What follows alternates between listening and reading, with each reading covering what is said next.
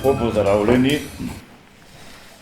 Jaz sem na povabilo Alenke se odzval iz več razlogov.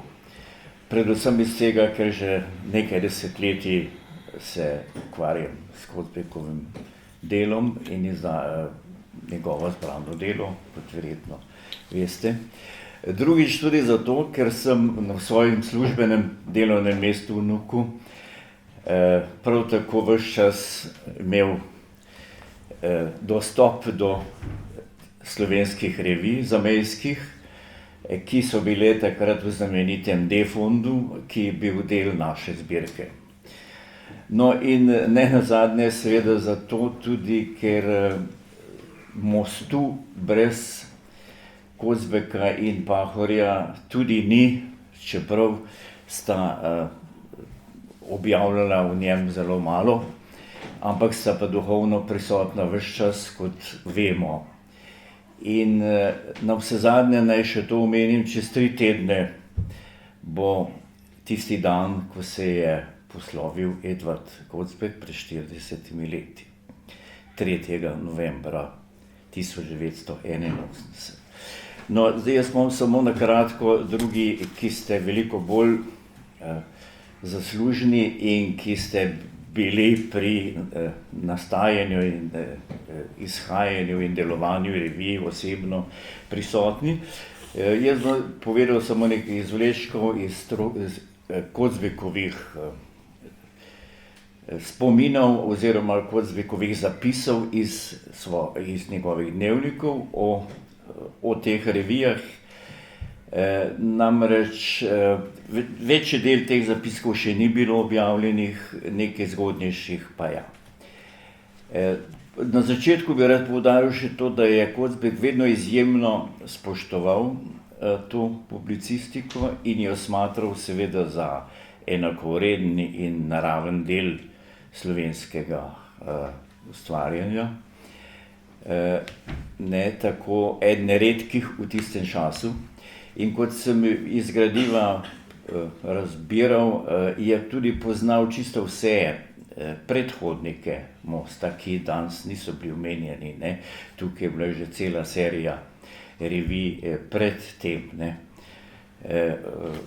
Da omenim samo nekatere, Sidrov tokovi, pa še prej, ne. O tem je pisal Martin Jevnikar nekaj več, ne.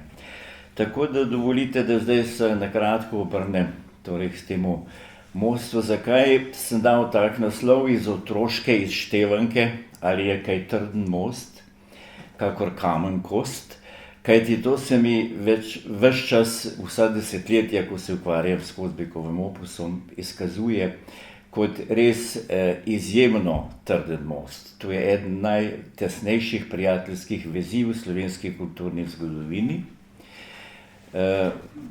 Nekateri so potem pač pisali, da celo Pahor precenjuje Kozbeka, ampak pustimo zdaj te stvari za kakšno drugo priložnost. Torej, Pahor se je s Kozbekom seznanil zelo zgodaj že. Moram zamenjati očala. Ko je bil še študent bogoslovnih študija na začetku. Kozbek pa je takrat že predaval na svojem znamenitem Bohinjskem tednu leta 1937 in njegovo predavanje o osebnosti, se pravi to personalistično predavanje, je bilo potem objavljeno v posebnem zborniku tega. No in takrat je potem Boris Pahor mladi se takoj obrnil pisno na Kozbeka, pač in mu izrazil svoje občudovanje in svoje soglasje z njegovimi nazori in tako naprej. In med njima je instinktivno nastal ta iskren stik, duhovno, nazorsko in literarno sta se zelo hitro začutila in ostala sodelavca in prijatelja vse življenje. Čeprav se najprej kar dolgo osebno nista poznala. No, če naredim naslednji korak, Kozbek je potem leta recimo 1973 zapisal Blagorujem uro in navdih, ko je nastal med nama odnos, ki je pognal korenine najinemu zahtevnemu in napornemu, rodovitnemu, brezpogojno odločujočemu in nenehno razčiščujočemu ter obe najini osebni usodi potrjujočemu prijateljstvu. Kot je rečeno, to je Kozbek zapisal v svojem dnevniku leta 1973. No, če posežem še malo nazaj, Pahor je potem postal že sodelavec Kozbekovega dejanja, že pred vojno, še vedno se nista osebno poznala. Sta si pa dopisovala. Prvo srečanje resnično se je dogodilo šele 23. marca 1947, se pravi celo desetletje po Bohinjskem tednu. Takrat, ko se je Kozbek že vrnil iz Beograda svoje politične funkcije. In si je potem na hitro takole zapisal: doma me je iskal Boris Pahor iz Trsta. Lučki je prinesel pomaranče, namreč kako to je bil takrat čudež te zlate pomaranče v Ljubljani. Pravi, in se oglasil pri nas na kratkem obisku, da se osebno vidiva prvič v življenju, kaj ti poznala in občevala sva le po pismih. No, potem poznamo to zgodbo Kozbekovo po vojno in Pahorjevo približno. Naslednje srečanje po letu 1947 med Pahorjem in Kozbekom je bilo po Župančičevem pogrebu. Veste, da je Oton Župančič 1949 umrl. Takrat so se tega pogreba udeležili številni domači in tuji spoštovalci velikega pesnika, med njimi naši vodilni politiki, pa celo Luis Adamič, ki je ravno takrat bil na svojem zadnjem povojnem obisku v Sloveniji. No in takrat Kozbek tudi med drugim piše kako o tržaških volitvah in verjetno je tudi dobil podatek od Pahorja, od koga ne vem, pravi, da je v Trstu OF prejela, to bo gospoda Vremca zanimalo mogoče, le okrog 4000 glasov, Vittorio Vidali 30 000, domobranci v narekovaju pa 3000. Se pravi, to je bil že en tak debakl Osvobodilne fronte na tržaških volitvah. Ne. No, potem je v tem letu je velik dogodek izid Kozbekove tovarišije, kot veste, tega imenitnega, čudovitega spominskega pričevalskega dnevnika. In takrat, ko je knjiga izšla, si je zapisal tudi: razposlal sem nove izvode tovarišije, seveda znancem v dar, med drugim tudi Borisu Pahorju. Potem se sodelovanje nadaljuje, tudi osebno srečevanje in dopisovanje teh dveh gospodov v letih 51 in 52. Takrat je predvsem bil Kozbek izjemno počaščen in zadovoljen in srečen, ko je šla Pahorjeva pozitivna ocena tovarišije v Primorskem dnevniku. To je bilo 12. januarja 1952. Ko je med drugim Pahor zapisal, da je Kozbek vnesel v naše slovstvo dokument, ki slovensko osvobodilno gibanje dviga na tisto visoko etično in moralno raven, ki jo je gibanje v resnici imelo, ko je bilo še pluralistično. No, potem gremo na kratko naprej. Kozbek je si še v tem letu 52 zapisal tudi tole. Pravi, podoba je, da se politični boji v Trstu še vedno nadaljujejo in da se navsezadnje zgodi lahko še kaj presenetljivega. Pravi, pred dnevi sem dobil iz Trsta Pahorjevo brošuro Svoboda polemike, ki izkazuje pogumno kretnjo fanta, ki se nazorsko diferencira od mene, umetniško in kulturno pa me javno in prepričljivo brani. No, potem so debatirali še naprej in pravi, da je Kocbek upozoril Pahorja in Rebulo, da je postala nevzdržno njuno sodelovanje pri dirigiranih revijah. To je bil, recimo, to je nanašal se takrat na revijo Razgledi, Tržačani boste to dobro vedeli, pravi, ki povrh živi le od njunih prispevkov in ne zna biti posrednica med slovenstvom in italijanstvom, odnosno kulturno središče tržaških Slovencev. To je, pravi, Pahor dobro čutil in mi je potrdil tudi ugotovitve, da bo treba misliti na revijo, ki bo združevala vse Slovence na kvalitetnejši literarni višini. To naj bi bili potem Razgledi. No, da povzamem, torej Kocbek je slovenski tisk v Trstu ves čas po vojni, kot sem rekel, že od 47. leta pozorno spremljal. Glavna žila, dovodnica podatkov mu je bil seveda Boris Pahor.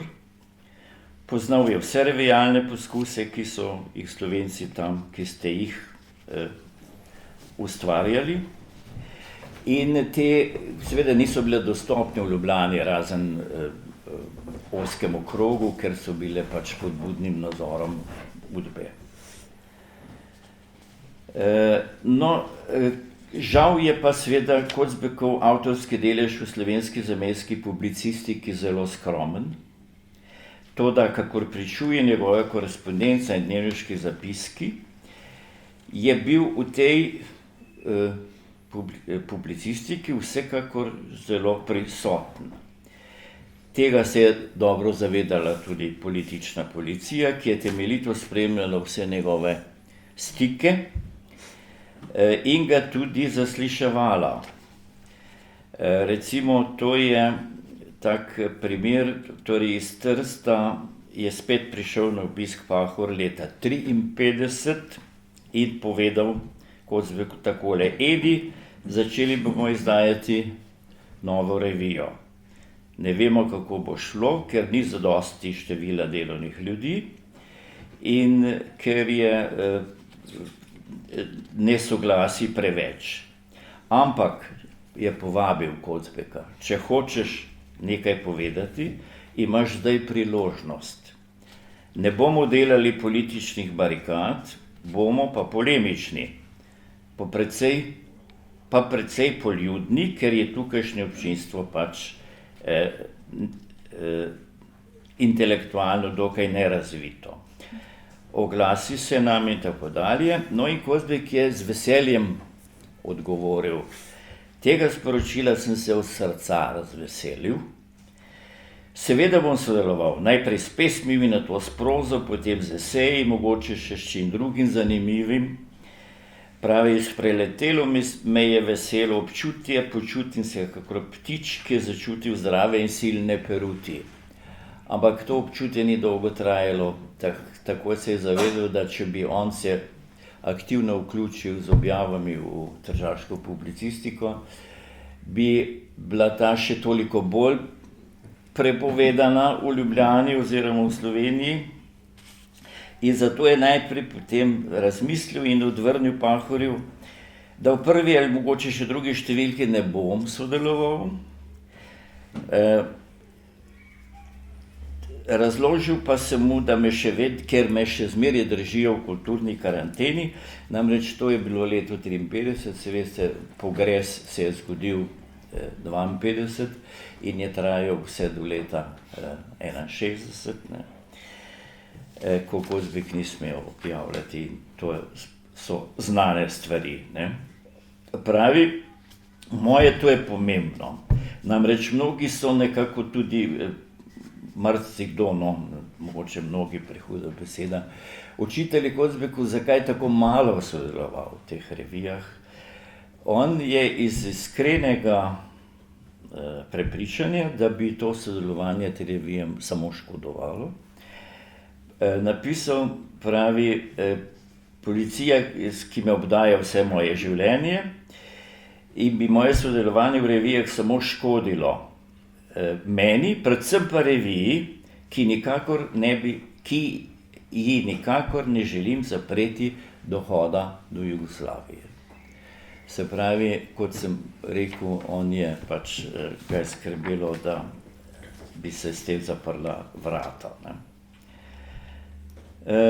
No, potem je sledila revija Siderov, kot veste, to je obmolknilo že po drugi številki. Potem pa so Pahor, Rebula, Tavčar in drugi še uredili dvojezično revijo Tokovi. To je bila nekako revija, pa zbornik. No, in tukaj pa je končno Kocbek avtorsko se vključil. Pravi takole: Alojz Rebula mi sporoča iz Trsta, da se je krog okoli Sidra odločil, da začne izdajati novo revijo, ki naj bo pričevanje duha v tej praznini vseh vrednot. Kocbek se je rad patetično izražal. Ta beseda ne bo politična, temveč kulturna. Splošno slovenski pregled slovenske kulture, obračun in napotila hkrati. Prosil me za pesmi, za esej, odlomek iz drugega dela dnevnika, ne, s tem je mišljena listina, ki je išla seveda še veliko kasneje. Pravi, moje sodelovanje ne bo nič avanturističnega, temveč trezno, kulturno in distancirano pričevanje duha v času, ko je prav ta pokazal svojo nesmrtno moč. No, in tako je Kocbek se končno storil odločilni korak in je v reviji Tokovi objavil svoj pesniški cikel Povabilo na ples, ne, to čudovito poezijo. Objava je vzbudila pozornost v zamejstvu, seveda, tako v Novem listu in tako naprej. Besednjak je pisal, da je Kocbek le prišel do neke tržaške publikacije, v kateri se bo morda poslej pogosteje oglašal, kajti njegova odsotnost se v sodobni slovenski literaturi zelo pozna. Ta odsotnost je takrat že bila kar večletna. Celo režimski Primorski dnevnik je o tem poročal, v Ljubljani pa nismo mogli o tem prebrati ničesar. No, potem seveda naša Udba je pa to njegovo objavo zelo skrbno beležila in tako so leta 1959 ga povabili na zasliševanje. Zasliševala sta ga Janez Japelj in Zdenko Roter, znameniti, ne. In pa Kocbek si je zapisal, hoteli so priti da so mu očitali, da bi že rad šel v Trst, kamor so ga vabili na predavanje, pa seveda ni dobil potnega lista, da bi lahko šel. In so mu očitali, da so tja na predavanje bi prišli tudi belogardisti in da mi zato niso mogli dati potnega lista, ker so me hoteli obvarovati pred nevarnostjo. Jaz pa tega nisem doumel. Ja, bogi revež, no. Je pa s tem povzročil odprto pismo Alojza Rebula, ki je seveda protestiral proti temu, da mu ne daje potnega lista. Da ne bom predolg. Naj še naslednji korak se zgodi v letu 1959. Že po tem zaslišanju so ga Kocbeka povabili v Trst, in sicer klub mladih izobražencev. To ste najbrž bili vi takrat mladi, zbranih pod okriljem Slovenske krščanske socialne zveze, da bi jim predaval o novih strujah francoskem katolicizmu. Ne, tako je bilo formulirano, Kozbek je seveda ta katolicizem zelo dobro poznal, takrat je pisal dolge serije esejev v novo pot, brez avtorskega podpisa, ampak to je zdaj v zadnji knjigi zbranega dela, ki bi morala že iziti, pa še zdaj ni. No, skratka, povabili se ga v Trst, vendar mu je slovenska oblast spet zabranila potni list. Tako da je potem Radio Trst 11. oktobra 1959 v seriji Pesniki in njihove stvaritve predvajal kljub samo polurno literarno oddajo z izborom Kozbekove poezije, ki jo je seveda pripravil Alojz Rebula, Kozbeka pa osebno tam ni bilo. No in potem je prišla končno tista utoplitev v 60-ih letih, kot vemo, ko se potem končno zgodi tudi izid pesnikove zbirke Groza, ampak to je bilo šele leta 1963. Prej pa je že bilo več znakov teh utoplitev, recimo prva taka stvar, ki je bila za Kozbeka zelo pomembna, je bila recenzija v Primorske dnevniku, sicer tem režimski, ki jo je napisal Milan Lindič, in je zelo povzdignil Kozbekovo poezijo, tako da je Kozbek si napisal: prvič po 10 letih sem bral v slovenskem legalnem tisku tako lepe besede o svojem književnem delu. Ne bom nadaljeval, zapisi so daljši. No, šele v začetku marca 1961 mu je potem Rebula posredoval željo tržaške radijske postaje, da bi napisal predavanje iz filozofije in književnosti. Ali pa celo serijo predavanj. Ponudbe se je Kozbek razveselil, ne samo zato, ker bi na ta način lahko poglobil in obogatil svoje esejistično pisanje, ampak tudi zato, ker je bil takrat v hudo skromnem socialnem stanju, ves zadolžen, še birmanske obleke ni mogel sinu kupiti in tako naprej, ampak tudi do te realizacije ni prišlo. Tako da, če povzamem, na kratko, Kozbekovo sodelovanje v slovenskem tisku v Italiji, avtorsko sodelovanje, je bilo vsekakor po obsegu zelo skromno. Vzroke sem na kratko omenil, ker ni hotel kompromitirati teh revij. Objavil le 2 fragmentov iz nemških zapiskov, potem v Pahorjevi reviji že Zaliv 67, potem je pa spet to usahnilo do leta 1975, do tistega velikega poka z intervjujem v Zalivu, ki je pa posebna zgodba, ki jo ne bomo danes omenjali. Zadnjič je Kozbek bil med Slovenci v Trstu, verjetno ste ga nekateri poslušali, ko je predstavljal svojo pesniško zbirko Pentagram. To je organizirala revija Most v nabito polni dvorani Kulturnega doma v Trstu spomladi leta 1979, to je bilo pa že tik pred smrtjo. Vemo, da je takrat že zaradi Alzheimerja pešal. Predstavil je zbirko Taras Kermauner, ker jo ni mogel Kozbek sam. Bil pa je prisoten in oba njegova sinova, Matjaž in Jure. No, bil je, kot rečeno, že smrtno ranjen in je lahko le pozdravil, nagovoril na kratko svoje rojake, sodelavce in prijatelje, kaj več pa ni zmogel. Kot sem že povedal, se je potem čez 2 leti 3.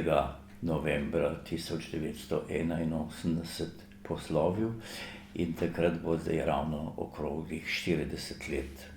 Hvala lepa.